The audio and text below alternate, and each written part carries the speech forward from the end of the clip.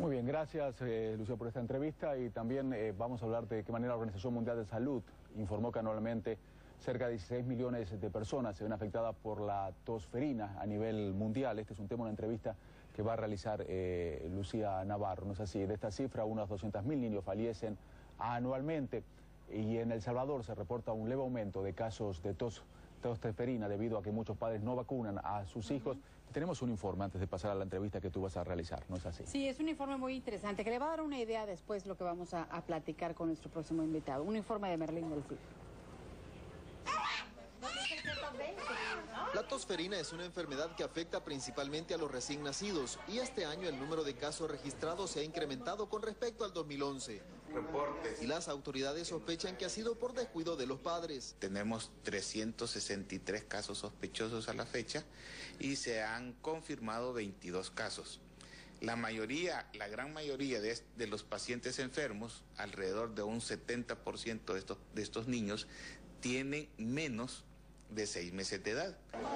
La vacuna que previene la tosferina es gratuita en todas las unidades de salud pública y deben recibirla todos los recién nacidos. Se aplica para que genere anticuerpos contra la bacteria causante de la tosferina y eso tiene efectividad de los 6 meses en adelante. Desafortunadamente estos casos se han presentado en niños menores de 6 meses. Debido a que algunos padres no cumplen con el control de vacuna de sus hijos, el gobierno ya evalúa algunas alternativas. Con la aplicación de la vacuna a las madres embarazadas, ¿verdad? Para que durante la lactancia materna ellos puedan trasladar esos anticuerpos al niño y pueda defenderse, ¿verdad? Pero esto es una situación que deben valorar los infectólogos.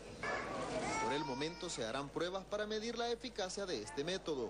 Y si el resultado es positivo, las vacunas contra la tosferina se comenzarían a poner a las mujeres embarazadas a partir del próximo año. Para CNN, Merlín del Cid, San Salvador. Y la pertusis es una enfermedad bacteriana altamente contagiosa que provoca una tos extremadamente intensa que a la vez dificulta la respiración. Y hoy precisamente es el Día Latinoamericano de la lucha contra la pertusis o la tosferina. Por eso le presentamos este informe de Merlín antes de esta entrevista con la doctora Ángela Gentile, es vicepresidenta de la Sociedad Argentina de Pediatría. Le agradezco muchísimo que nos acompañe esta mañana para ilustrarnos más sobre la pertusis, cómo nos contagiamos de la bacteria que produce esta condición.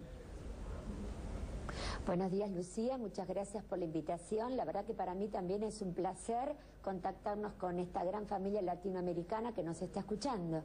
Gracias.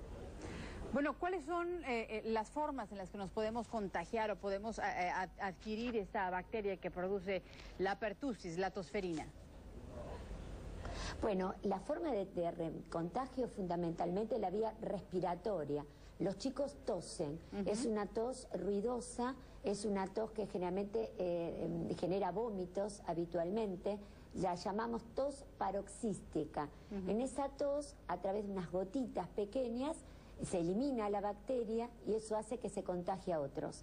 Uno puede pensar, bueno, con esa tos tan clara y tan característica, uno inmediatamente se da cuenta que un paciente tiene pertusis, pero esto no es tan así, porque en los chicos más chiquitos o en los adolescentes muchas veces aparece la tos clara, pero a medida que aumenta la edad, especialmente en escolares, en adolescentes, en adultos jóvenes, esta tos ya no es tan clara y muchas veces se tose durante semanas sin diagnóstico. Doctora, y esto es muy importante. Perdóneme que la interrumpa, Sí. pero esta cuestión de la tos me llama la atención porque en algunas personas la incapacidad para respirar adecuadamente les provoca tos, precisamente por la necesidad de oxígeno. ¿Cómo podemos diferenciar la tos de la tosferina o la pertusis y la tos por una condición pulmonar asmática, por ejemplo? Bueno, en general, cuando uno tiene tosferina en el cuadro clínico clásico, que ese es el que me estaba refiriendo, es una tos en el cual hay varios golpecitos seguidos y luego como nosotros lo llamamos instridón inspiratorio, se hace como una especie de inspiración y se vuelve a toser. Son varios golpes de tos seguidos por esa especie de pausa inspiratoria. Y generalmente cuando termina esa salva, esos gatillos de tos continuos, muchas veces los chicos vomitan. Pero a mí me gustaría alertar una cosa importante. No todos los casos son tan clásicos y ese es el problema.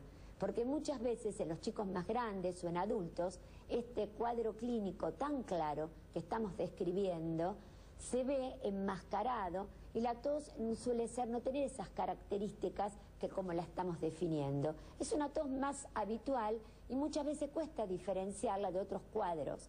Es por eso que el pediatra, el médico que está en un centro de salud, el médico que atiende a chicos, el médico clínico de adultos, tiene que pensar en la enfermedad, porque en este momento hay una reemergencia.